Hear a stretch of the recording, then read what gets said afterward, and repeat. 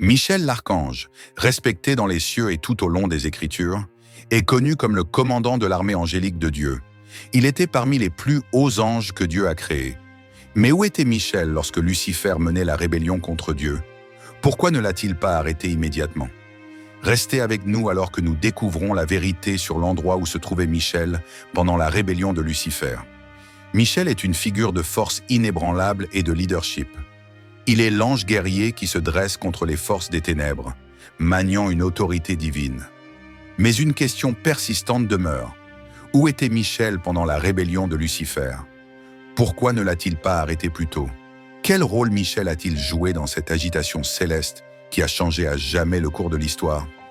Aujourd'hui, nous allons explorer la sombre vérité derrière la rébellion de Lucifer et découvrir l'implication cruciale de Michel dans la bataille ultime entre la lumière et les ténèbres. Lucifer, le chérubin de la perfection. Parmi les êtres célestes créés par Dieu, Lucifer se distinguait. Souvent pris à tort pour un archange, Lucifer était en réalité un chérubin. Ézéchiel 28, 13, 15 le décrit dans une splendeur inégalée. Tu étais le sceau de la perfection, plein de sagesse et parfait en beauté. Tu étais en Éden, le jardin de Dieu. Tu étais un chérubin protecteur, déployé pour couvrir. Je t'avais établi. Tu étais sur la montagne sainte de Dieu. Tu étais parfait dans tes voies, depuis le jour où tu fus créé, jusqu'à ce que l'iniquité soit trouvée en toi. Les chérubins sont des êtres extraordinaires chargés de garder le trône de Dieu. On les voit représentés sur l'arche de l'Alliance, leurs ailes s'étendant pour protéger la présence divine. Lucifer, orné d'une beauté inimaginable, marchait parmi les pierres ardentes de la montagne sainte de Dieu. Mais l'orgueil fut sa perte. Ézéchiel 28, 17 déclare « Ton cœur s'est élevé à cause de ta beauté. Tu as corrompu ta sagesse par ton éclat. Bien qu'étant si proche de Dieu, la soif de pouvoir de Lucifer l'a consumé. Il cherchait à s'élever au-dessus de son Créateur. Les germes de la rébellion. La rébellion de Lucifer ne s'est pas produite en isolement. Il a manipulé un tiers des anges du ciel, les égarant avec des promesses de grandeur et d'égalité avec Dieu. Ces anges, captivés par le charisme et l'ambition de Lucifer, ont succombé à sa vision d'un nouvel ordre, un ordre où ils ne seraient plus serviteurs, mais souverains. Ésaïe 14, 12 à 14 capture l'arrogance du cœur de Lucifer. Comment es-tu tombé du ciel, astre brillant, fils de l'aurore? Tu es abattu à terre, toi qui terrassais les nations. Tu disais en ton cœur, je monterai aux cieux, j'élèverai mon trône au-dessus des étoiles de Dieu. Je siégerai sur la montagne de l'assemblée, aux extrémités du nord. Je monterai sur le sommet des nues, je serai semblable au Très-Haut. L'orgueil de Lucifer a alimenté sa rébellion, et sa ruse a détourné de nombreux anges de leur Créateur. Parmi ceux qui furent trompés se trouvait Azazel, un ange renommé pour son expertise dans l'artisanat céleste. Sous le commandement de Michel l'archange, Azazel avait forgé de puissantes armes de guerre, utilisées pour défendre le ciel contre toute menace. Son génie en tant que forgeron et sa maîtrise de la guerre étaient inégalées, faisant de lui un élément vital de l'armée céleste. Mais la trahison d'Azazel ne s'arrêta pas à sa propre chute. Grâce à son influence, il persuada d'autres de rejoindre la cause de Lucifer. Il rallia une multitude d'anges, leur promettant la gloire et la liberté de leur rôle de serviteurs de Dieu. Les armées célestes qui le suivirent furent trompées en croyant qu'elles luttaient pour leur libération, alors qu'en réalité, elles s'alignaient sur la destruction. Le rôle de Michel dans la guerre céleste. Lorsque Lucifer déclara la guerre au ciel, le chaos éclata dans un spectacle d'une ampleur inimaginable. Cette rébellion ne fut pas une escarmouche éphémère, mais une guerre céleste totale, ébranlant les fondations des royaumes célestes. Les étoiles elles-mêmes semblaient pâlir alors que les forces de la lumière et des ténèbres s'affrontaient dans une lutte épique pour la suprématie. À la tête de cette défense divine se tenait Michel, le puissant archange. Apocalypse 12, 7 à 9 décrit vividement son combat héroïque. Il y eut alors une guerre dans le ciel. Michel et ses anges combattirent contre le dragon. Et le dragon et ses anges combattirent. Mais ils ne furent pas les plus forts, et leur place ne fut plus trouvée dans le ciel. Il fut précipité, le grand dragon, le serpent ancien, appelé le diable et Satan, celui qui séduit toute la terre. Il fut précipité sur la terre. et ses anges furent précipités avec lui. Le rôle de Michel en tant que commandant de l'armée céleste de Dieu fut ordonné par Dieu lui-même. Armé de son épée de feu, une arme forgée dans l'essence même de la justice divine, il déchaîna une fureur inégalée contre Lucifer et ses légions. Ésaïe 31:4 offre un aperçu de cette férocité divine. Comme le lion rugit, le grand lion sur sa proie, et malgré l'assemblée de bergers qui se rassemblent contre lui, il ne s'effraie pas de leurs cris et ne se laisse pas troubler par leur tumulte. Ainsi l'Éternel des armées descendra pour combattre sur la montagne de Sion et sur sa colline. Le point culminant de la rébellion survint lorsque Lucifer, transformé en un grand dragon, chercha à prendre d'assaut le trône de Dieu. Mais Michel se dressa sur son chemin. L'affrontement entre ces deux titans fut un spectacle d'une puissance inimaginable.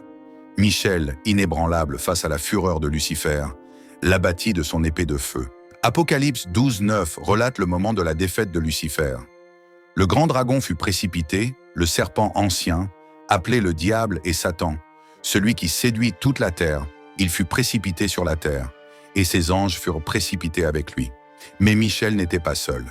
Gabriel, le héros de Dieu, joua un rôle crucial dans le conflit.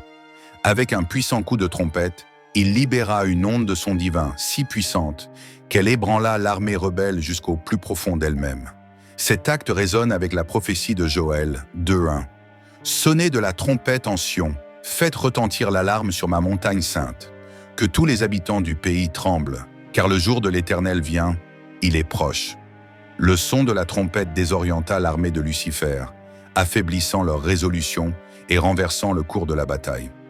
Les paroles de Gabriel résonnèrent comme le tonnerre, proclamant le jugement de Dieu sur les rebelles. Le Seigneur sortira comme un héros, comme un guerrier. Il excitera son ardeur. Il poussera un cri de guerre et triomphera de ses ennemis. Ésaïe 42:13. Raphaël, l'ange de la guérison et de la protection, combattit avec une approche différente, mais tout aussi puissante. Canalisant l'énergie divine, il soigna les blessures des anges loyaux et rendit les armes de Lucifer impuissantes. Le psaume 91:11 semblait prendre vie dans ses actions, car il ordonnera à ses anges de te garder dans toutes tes voies. Uriel, l'archange de la sagesse, se tenait comme un génie tactique sur le champ de bataille. Son regard perçant, imprégné de prescience divine, déjouait les stratégies de Lucifer avant qu'elles ne puissent être exécutées. Proverbe 20:30 décrit une telle sagesse. Il n'y a ni sagesse, ni intelligence, ni conseil qui puisse prévaloir contre l'Éternel. L'intelligence stratégique d'Uriel laissa l'ennemi confus et sans chef, les forçant au désarroi. Ses frappes calculées démantelèrent la cohésion des forces de Lucifer, assurant la victoire de l'armée céleste. L'épée ardente de Michel s'entrechoqua contre l'armure écailleuse de Lucifer dans un éclatant spectacle de puissance. Le combat fut féroce, mais la foi inébranlable de Michel en l'autorité divine s'avéra insurmontable. Au moment décisif, Michel enfonça son épée dans Lucifer, le précipitant hors du ciel. Jésus lui-même fut témoin de cette chute, comme le décrit Luc 10:18. « Je voyais Satan tomber du ciel comme un éclair. » La défaite de Lucifer fut absolue. Le grand dragon, ainsi que ses partisans, fut chassé du ciel, accomplissant ainsi la prophétie d'Ézéchiel 28:17. « Ton cœur s'est élevé à cause de ta beauté, tu as corrompu ta sagesse par ton éclat. Je t'ai jeté par terre, je t'ai donné en spectacle au roi. » Les cieux éclatèrent en louanges triomphantes, alors que la paix était restaurée. L'Apocalypse 12:10 fait écho à ce cri de victoire. Maintenant sont arrivés le salut, la puissance et le règne de notre Dieu, ainsi que l'autorité de son Messie. Car l'accusateur de nos frères et sœurs, celui qui les accusait jour et nuit devant notre Dieu, a été précipité. Le rôle de Michel ne s'arrêta pas avec la chute de Lucifer. À maintes reprises, il intervint dans des moments critiques à travers l'histoire. Dans Daniel 10:13, il lutta contre le prince de Perse pour que le message de Dieu parvienne à Daniel. Dans Jude 1:9, Michel combattit Satan au sujet du corps de Moïse, démontrant sa vigilance constante contre les forces du mal. Michel incarne la force divine de Dieu et sa justice inébranlable. Il reste un rappel constant de la victoire ultime de la lumière sur les ténèbres. L'héritage de la rébellion. La rébellion de Lucifer sert d'avertissement frappant sur les dangers de l'orgueil et de la désobéissance. Malgré sa chute, son influence persiste, trompant l'humanité et l'égarant. Mais comme l'a démontré Michel, ceux qui restent fermes dans leur foi peuvent vaincre les puissances des ténèbres. La question que nous devons nous poser est la suivante. Allons-nous nous aligner avec l'humilité de Michel, qui sert Dieu fidèlement, ou succomber aux ambitions orgueilleuses de Lucifer? Si cette vidéo vous a béni, cliquez sur « J'aime » et laissez un commentaire avec vos pensées.